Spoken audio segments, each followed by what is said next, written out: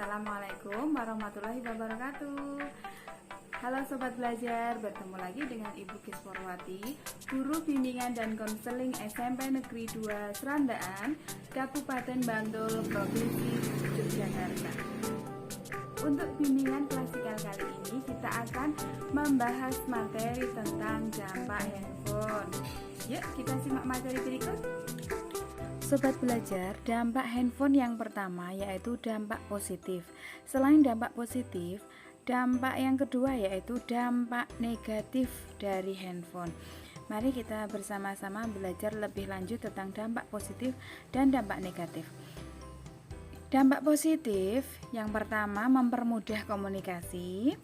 Yang kedua, menambah pengetahuan tentang perkembangan teknologi. Yang ketiga, memperluas jaringan persahabatan. Tentunya selain itu pasti ada dampak-dampak positif yang lain yang dirasakan Sobat Belajar. Dampak selanjutnya yaitu dampak negatif. Yang pertama, mengganggu perkembangan anak. Yang kedua, efek radiasi. Yang ketiga, rawan terhadap tindakan kejahatan. 4. Pemborosan. Karena kalau menggunakan HP biasanya Sobat Belajar kadang-kadang menggunakannya dengan main game online, itu menggunakan banyak kuota ya, jadi ada pemborosan. Untuk selanjutnya kita akan membahas tentang cara pencegahan.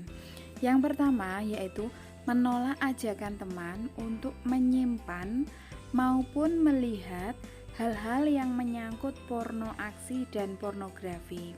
Jadi, Sobat Belajar, kalau ada teman yang mengajak untuk menonton atau menyimpan yang menyangkut porno aksi dan pornografi, itu harus ditolak ya Sobat Belajar. Kemudian, pencegahan yang kedua yaitu tidak membawa handphone ke sekolahan atau mematikan handphone saat pelajaran, karena perilaku tersebut akan mengganggu konsentrasi belajar. Nah, untuk selanjutnya atau nomor 3 yaitu jika berada di rumah sebaiknya mengatur waktu sebaik-baiknya antara belajar dan menggunakan handphone. Jadi, Sobat Belajar harus pandai-pandai mengatur waktu. Ketika harus belajar itu jam berapa, menggunakan handphone jam berapa, membantu orang tua jam berapa, itu harus diatur sebaik-baiknya supaya semua berjalan dengan lancar dan tertib. Cara pencegahan yang keempat yaitu belajar sebaik mungkin agar tidak sampai menggunakan handphone saat ujian.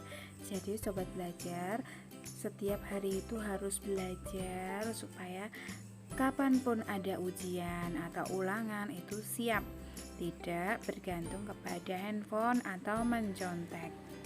Selanjutnya nomor 5 yaitu menghindari akses situs porno atau mendownload konten-konten porno dari handphone.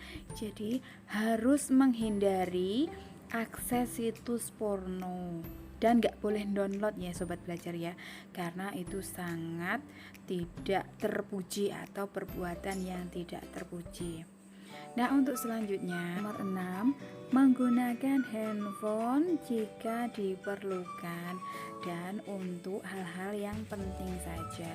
Contohnya menggunakan handphone untuk mencari sumber belajar, menggunakan handphone untuk mencari latihan-latihan soal, dan banyak lagi hal-hal positif yang bisa kita cari di dalam handphone tersebut.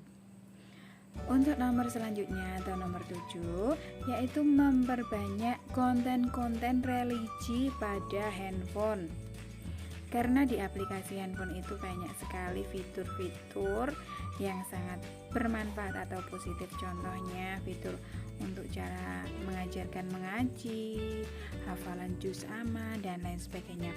Jadi Sobat Belajar, memperbanyak konten-konten religi ya. Nah, untuk selanjutnya atau nomor 8 yaitu memberi kode pengaman jika diperlukan. Demikian materi yang dapat Ibu sampaikan. Semoga sobat belajar bisa mengambil manfaat dari materi tersebut. Saya akhiri pertemuan kali ini. Apabila banyak kesalahan, saya mohon maaf.